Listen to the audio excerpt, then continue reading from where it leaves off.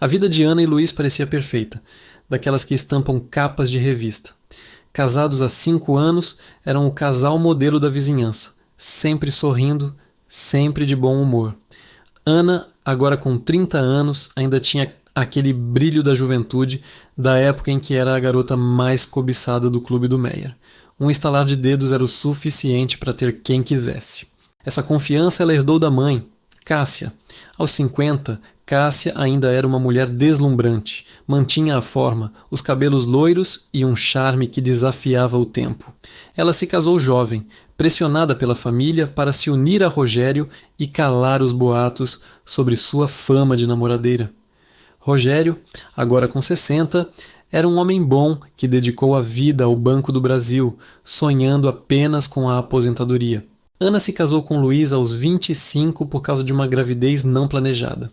Depois do terceiro filho, ela ganhou peso, mas estava feliz com isso. Sempre dizia que queria a casa cheia, já que foi filha única. O problema não era o peso, mas a mudança silenciosa em Luiz. Ele, que antes era um furacão de paixão, que corria atrás dela mesmo depois dos filhos nascerem. Louco por suas curvas, agora estava estranhamente cansado. Ele começou a dormir mais cedo, a inventar desculpas. O homem ardente que nunca a deixava se sentir indesejada estava falhando em seu papel de marido na cama. Isso deixava Ana com uma frustração profunda e embaraçosa. Por que seu marido, jovem, forte, com seus cabelos escuros e olhos azuis marcantes, estava subitamente a ignorando? O mais estranho de tudo era que Luiz não dava a Ana nenhum motivo para suspeitar de outra mulher. Sua rotina era um relógio, entediante de tão perfeita. Ele saía para o trabalho na mesma hora toda manhã e voltava todas as noites, exausto, um pouco antes do jantar. Seus fins de semana eram inteiramente dedicados à família. E é aqui que a história ganha uma camada bizarra de devoção. Cássia e Rogério moravam na mesma rua, o que facilitava muito a convivência. Cássia, livre o dia todo, se dedicava aos netos. Rogério, esgotado pela vida no banco, ficava feliz em delegar as tarefas de marido. Luiz passava as tardes de fim de semana acompanhando a sogra, Cássia, em seus compromissos.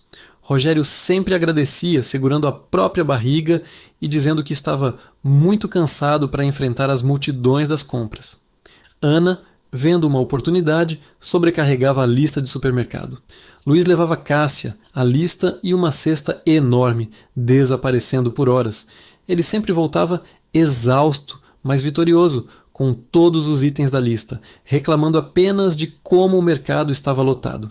A família brincava que Luiz era o genro perfeito e obediente, sempre ajudando a charmosa Cássia em suas tarefas. Ana pensava que ele era apenas gentil, talvez gentil demais, mas não havia prova de traição. Era justamente a completa falta de evidência de infidelidade que corroía Ana por dentro. Por que seu marido, tão jovem e apaixonado, estava tão profundamente esgotado? E por que a vida deles era tão perfeitamente, domesticamente impecável? Essa era a pergunta que a assombrava todas as noites. A frustração de Ana na cama começou a se transformar em uma obsessão fria durante o dia. Luiz continuava a agir como o pai de família perfeito e o genro prestativo, mas a ausência de paixão dele era um buraco negro no casamento. Cansada de viver na dúvida, Ana tentou de tudo para reacender o fogo. Comprou lingerie nova, planejou jantares à luz de velas e até tentou rejuvenescer seu visual, inspirada pela vaidade de sua mãe, Cássia. Mas nada funcionava. Luiz respondia com beijos doces na testa, dizia que ela era a mãe mais linda do mundo. E depois desabava na cama, exausto. A mente de Ana começou a se enredar em teorias. Será que ele estava estressado com o trabalho? Teria algum problema de saúde que não queria contar? Ou a hipótese mais dolorosa: haveria outra mulher que estava drenando toda a sua energia e seu desejo?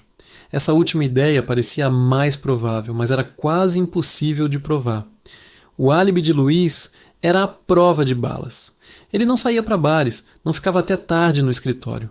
Pelo contrário, ele passava os sábados inteiros com a sogra, Cássia, fazendo as compras do supermercado e carregando sacolas.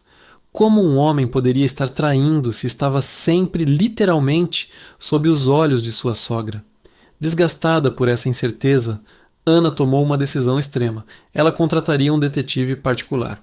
Ana se encontrou com o detetive, um homem chamado Mário, numa cafeteria discreta. Com a voz baixa e tensa, ela descreveu a situação, sentindo-se envergonhada por ter que admitir que seu marido perfeito não a tocava mais.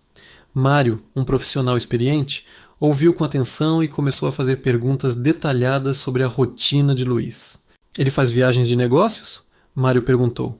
Raramente. Fica até tarde no trabalho? Não, chega em casa sempre no mesmo horário. Ele tem algum hobby que o afaste de casa? Futebol? Pesca?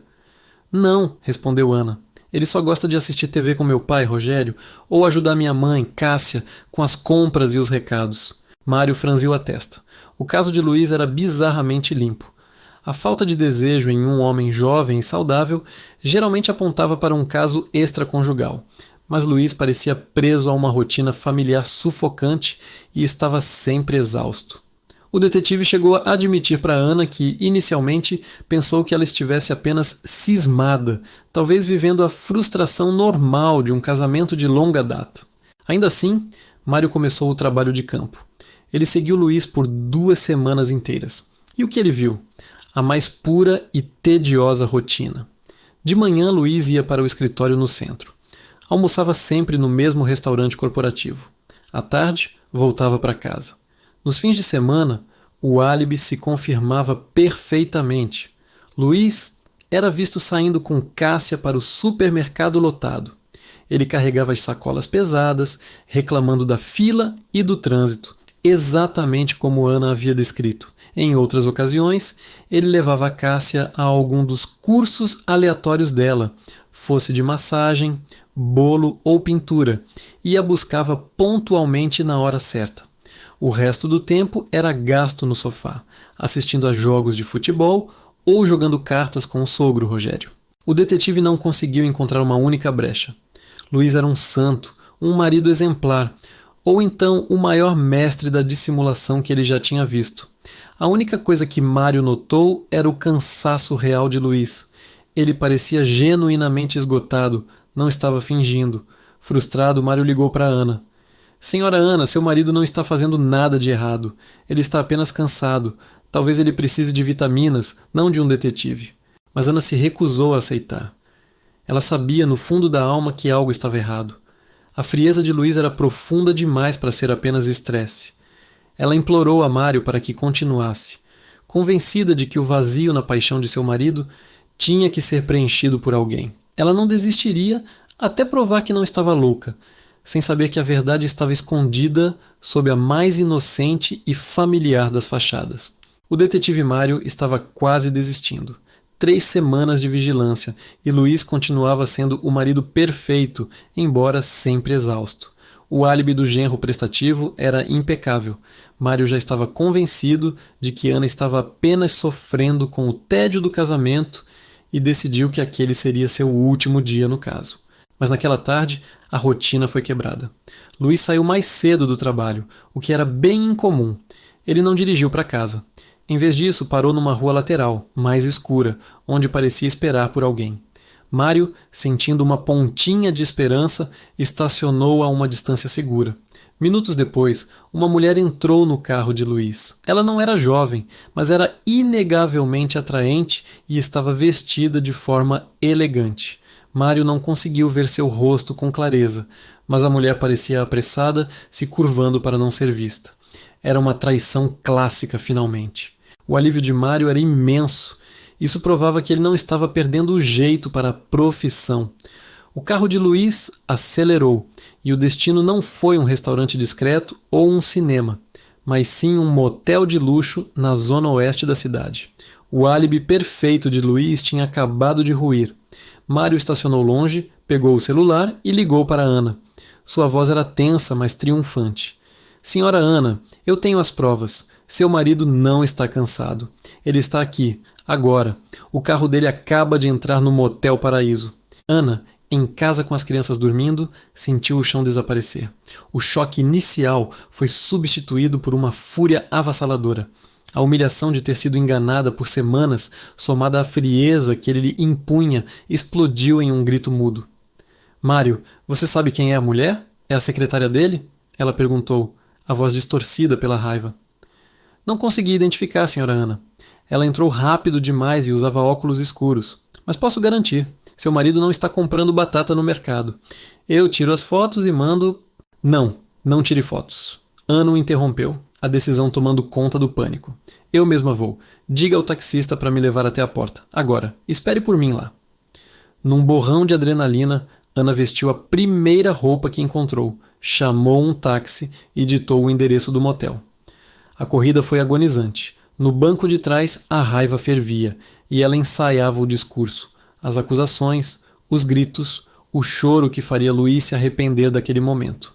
O taxista, um homem de meia-idade, parou a poucos metros da entrada discreta do motel. Mário estava lá acenando. Ana nem esperou o carro parar completamente. O senhor espera. Eu volto logo, ela disse, a voz cortante. Ela se instalou no banco de trás, os olhos fixos na entrada do motel, o coração batendo descontroladamente. O tempo parecia ter parado. Cada minuto era uma eternidade de traição. Ela imaginava o quarto de luxo, o beijo proibido, a paixão que seu marido negava a ela. Ela tinha a prova. Ela tinha o direito à explosão. Finalmente, a espera acabou. O carro de Luís surgiu na saída, virando na direção da rua. A adrenalina tomou conta de Ana. Ela abriu a porta do táxi e correu. Correu como nunca, movida por uma fúria cega. Ela alcançou o carro de Luís e bateu com as mãos no capô, gritando o nome dele, exigindo que ele parasse. Luís freou bruscamente. Ele baixou a janela lentamente. Ana se preparou para liberar toda a sua dor e raiva no rosto daquele homem, mas seu grito morreu na garganta, sufocado por um choque tão frio e violento que parecia ter parado seu coração. Ela deu 3 passos cambaleantes para trás. O mundo girou, as luzes do motel se dissolveram e ela desabou, caindo por cima de um arbusto na saída do motel. Estava desacordada no chão. O taxista, Mário e um casal que passava correram para ajudá-la. De repente, Ana abriu os olhos. Estava confusa, gemendo. Em sua confusão, ela sussurrou a palavra que deixou todos perplexos. Mamãe. Minha mãe. Todos pensaram que ela estava pedindo para ligarem para a mãe dela. Mas enquanto sua visão voltava, ela olhou para o carro de Luís que não tinha se movido e viu a mulher que estava no banco do passageiro. Com um sussurro de horror e incredulidade que o detetive Mário e o taxista ouviram claramente, Ana soltou a verdade que quebrou seu mundo. A mulher dentro do carro com Luís era sua própria mãe, Cássia. Ana não sentia dor física. O choque era um anestésico total. No chão, no meio das plantas da entrada do motel, ela só conseguia ver uma imagem se repetindo em sua mente. Sua mãe, Cássia, no banco do carona do carro de Luís. O grito que saiu de sua boca foi um som mudo. Um lamento que só ela entendia. O taxista, Mário, e o casal que passava ajudaram Ana a se levantar. Todos estavam confusos, achando que ela estava desesperada, querendo ligar para a mãe. Só Ana sabia o verdadeiro significado daquelas palavras. O taxista, perplexo com o escândalo, perguntou se ela queria ir a um hospital, tomar um calmante. Ana apenas balançou a cabeça negativamente. Seu corpo estava paralisado, mas sua mente era um turbilhão de negação e ódio. Ela só conseguiu sussurrar uma única palavra: casa. A viagem de volta foi um silêncio pesado, opressor. O motorista, sem saber o que dizer sobre a cena que tinha acabado de presenciar, apenas dirigia. Ana olhava pela janela, as lágrimas secas em seu rosto, tentando juntar os pedaços da sua vida. A traição de Luís era um golpe terrível, mas a traição da mãe era a destruição completa do seu mundo. Cássia era seu sangue, a fonte de sua própria beleza e confiança. A pessoa que passou a vida ao seu lado, elogiando Luís como o genro perfeito, ajudando nas compras, cuidando dos netos. Ao se aproximarem da rua de casa, o coração de Ana disparou novamente. Lá estava ele, o carro de Luís, estacionado em frente à sua casa. Eles haviam chegado primeiro. O motorista, cauteloso, parou o táxi. Ana pagou, a mão tremendo, e saiu. Enquanto caminhava, ela parou em frente à casa dos seus pais, que ficava bem ao lado da sua. As luzes estavam acesas. Cássia devia estar lá dentro, talvez desfazendo as malas, talvez se olhando no espelho depois da saída secreta com o genro. A visão daquelas luzes foi o toque final do horror. A mãe traidora tinha voltado para casa, para pôr a segurança de seu casamento com Rogério, agindo como se fosse a avó perfeita, a esposa leal. Ana estava em um beco sem saída. Entrar em sua casa e confrontar o marido, ou ir para a casa ao lado e confrontar a mãe? Ela escolheu a própria porta. Entrou na casa em um silêncio total. A adrenalina estava se esvaindo, deixando para trás uma frieza paralisante. Luiz estava na sala de estar, sentado no sofá, fingindo ler um jornal ou assistindo TV em volume baixo. Ele levantou a cabeça quando Ana entrou. Seus olhos azuis, antes tão apaixonados, estavam agora frios, mas com um traço visível de pânico e culpa. Ele sabia que ela sabia. Ela não precisou gritar. Ele tentou falar. Onde você estava, Ana? As crianças... Ele começou, a voz trêmula, tentando retomar a fachada do marido preocupado. Ana não respondeu. Passou por ele como se ele fosse ar, subindo as escadas em direção ao quarto. O que fazer?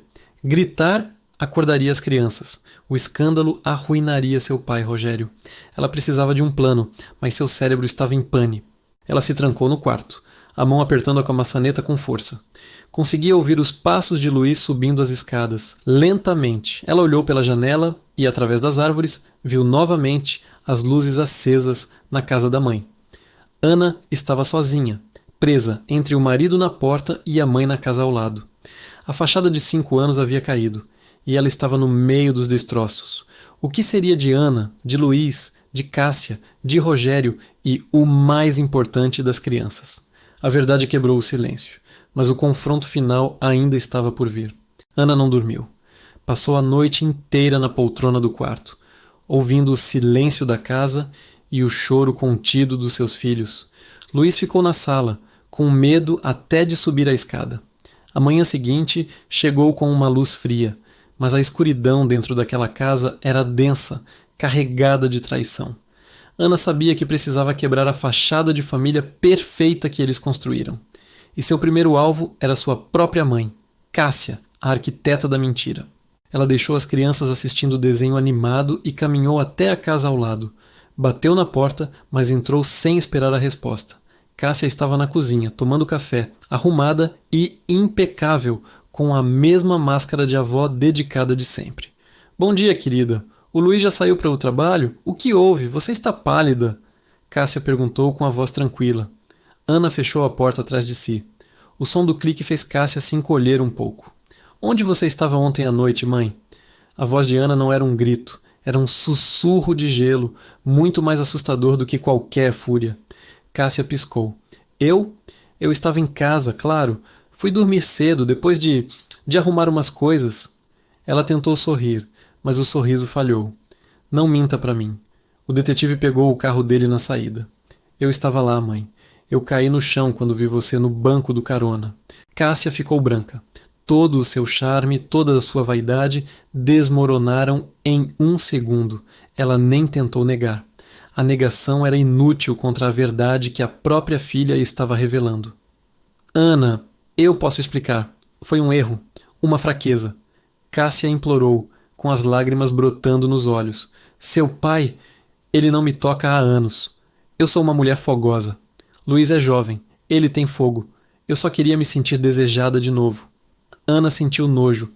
A traição do seu marido tinha uma motivação, mas a da sua mãe era puro egoísmo carnal.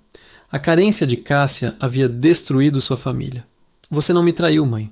Você traiu a mim, ao Luiz e ao papai. Você arruinou os seus netos. Eu nunca mais vou olhar para a senhora da mesma forma.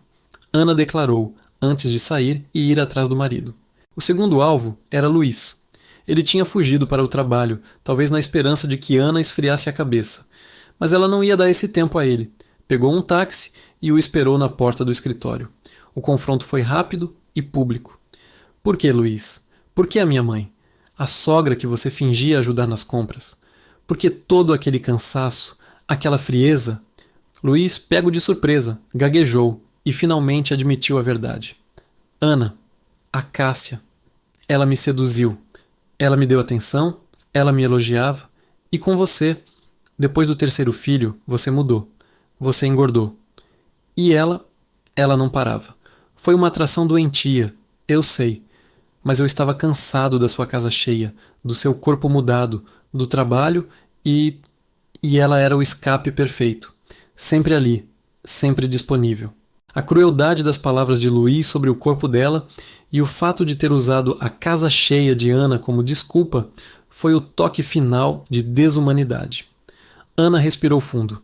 Você não vai dormir mais na minha casa, Luiz? Você tem 2 horas para pegar suas coisas. Mário, o detetive, vai supervisionar. Se você tentar entrar em contato comigo ou com as crianças sem a presença de um advogado, eu garanto que você perde tudo. Mas o pior ainda estava por vir. Contar a Rogério. O pai dela chegou do banco cansado, mas sorrindo, esperando o jantar. Ele encontrou Ana e Cássia na sala, ambas com os rostos marcados pelas lágrimas e pela culpa. Luiz não estava lá. O que houve aqui? Que caras são essas? Cadê o Luiz? Perguntou Rogério com a voz calma. Ana não aguentou. Ela se ajoelhou e abraçou as pernas do pai, chorando sem parar. Papai, me perdoa. Eu sinto muito. Então, em um relato lento e doloroso, ela contou toda a verdade, desde a frieza de Luiz até o flagrante no motel e a identidade da mulher. Cássia apenas chorava em silêncio no canto. Rogério não gritou. Não chorou.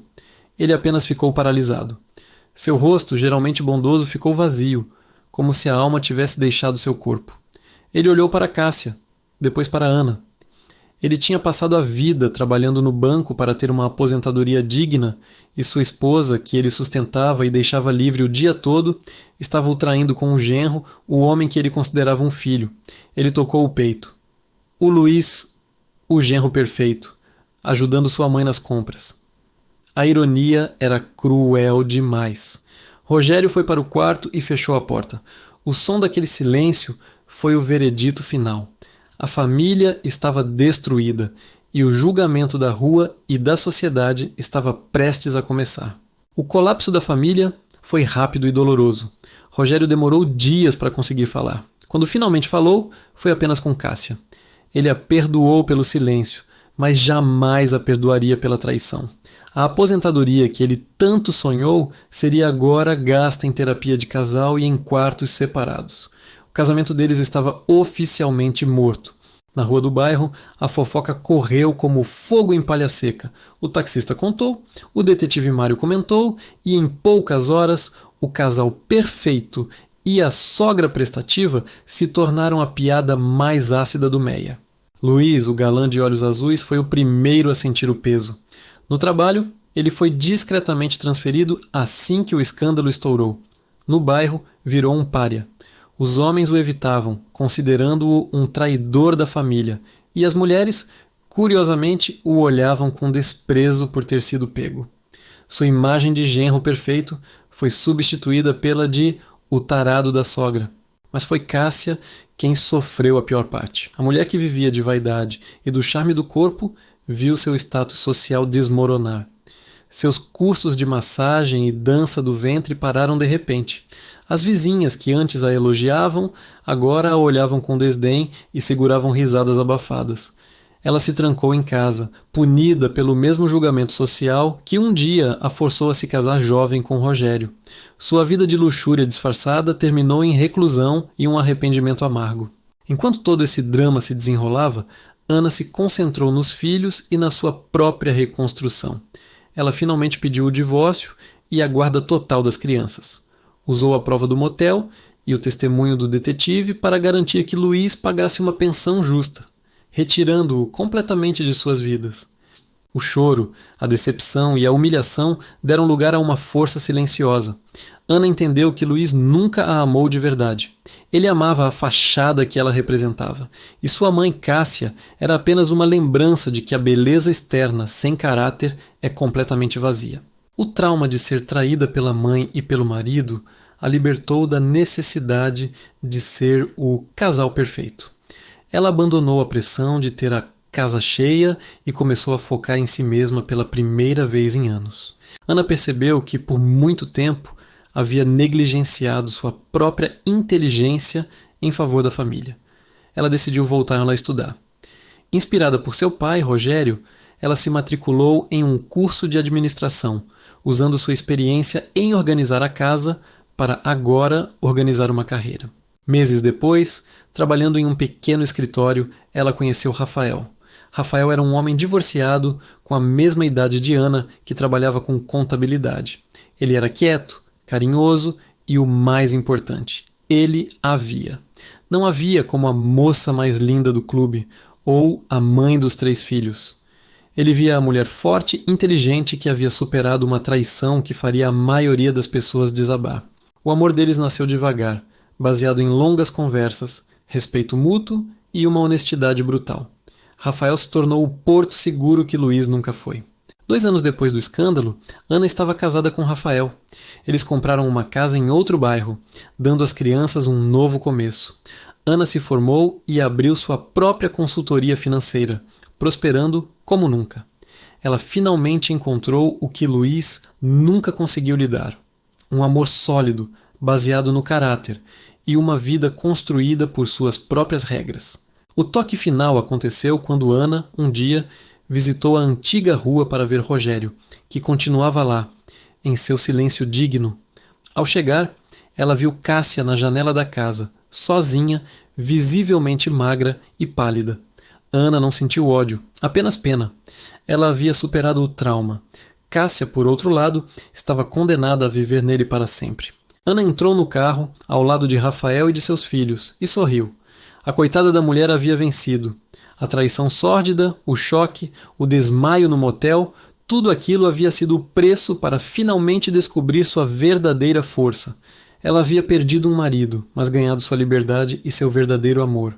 E chegamos ao final de mais uma história de amor, com sofrimento e superação. Obrigado por assistir até aqui. Se você gostou dessa história de superação, não se esqueça de deixar seu like e se inscrever no canal. Toque no sininho para me seguir, assim você ficará por dentro de todos os lançamentos. Te espero no próximo vídeo. Até a próxima!